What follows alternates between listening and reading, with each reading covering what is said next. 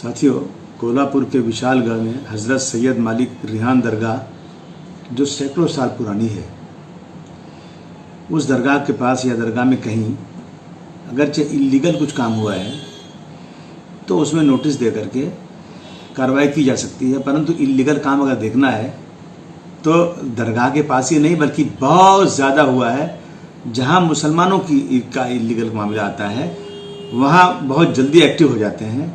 आज जो है अगर उस तरह, और उसके बाद वहाँ पे जब ऐसा था कि लोग जाके चढ़ाई करने वाले पब्लिक जनता जो एक्सट्रीमिस्ट हैं हिंदू समाज के लोग, वो लोग जो हैं खुद जा कर के वहाँ तोड़ने वाले हैं। तो मैंने उस वक्त वहाँ के एसपी को फ़ोन किया, एसपी का फ़ोन नहीं लगा तो मैंने डिप्टी एसपी जो मीरा नाम की उनको लगा, उन्होंने हेलो बोला, अबू आसिम आदमी को बात करना है, लाइन काट दिया और फ़ोन ही बंद कर दिया। ये बदतमीजी बर्दाश्त कर रहे हैं खून का आंसू पी करके।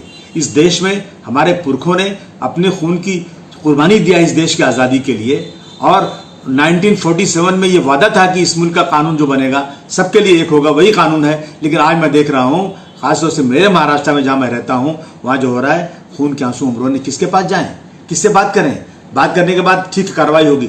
मस्जिद में घुस करके मेरे सामने मीनार को, मस्जिद को जिस तरह से मिसमार किया जा रहा है, पुलिस खड़ी है वहाँ पर, पुलिस देख रही है, और उसके बाद कानून अपना काम करेगा। मजाक क्या हो गया? मैं पूरे समाज से कहना चाहता हूँ कि खून के आंसू रो रहे हैं, पानी सर से ऊंचा हो चुका है, बर्दाश्त के बाहर है। हमारी मस्जिदों को हमारे सामने मिसमार किया जाए, हमारे कुरान शरीफ को जलाया जाए, हमारी गाली दी जाए, और उसके बाद सरकारें चुपचाप तमाशा देखें। हमने अगर हमारे लोगों ने एक पत्थर फेंक दिया तो उन पर 307 का केस होगा, 10 एक साथ जमानत नहीं होगी, और उन्होंने मस्जिद में मिसमार कर दिया, कुछ कर दिया तो उन पर कोई केस ही नहीं होगा, बहुत होगा तो 153A का केस होगा।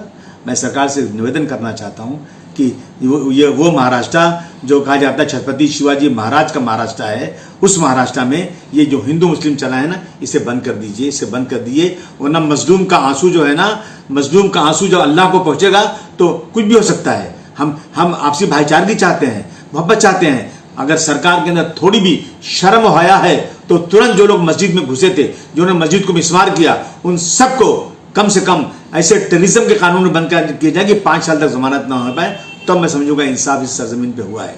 तुरंत कार्रवाई होना चाहिए। हाँ, जहां तक सवाल है इलीगल कंस्ट्रक्शन कोई है, इलीगल किसी ने ऑक्यूपेंसी किया हुआ है, तो उस पर कानून अपना काम करे, कोई मना नहीं करता है, कोई मना नहीं करता है। लेकिन इस तरह से गुंडागर्दी जो हो रही है ना, प्लीज प्लीज प्लीज उसको रोकिए और कार्रवाई कीजिए। मैं यही अपने दुखी मन से कह सकता हूं।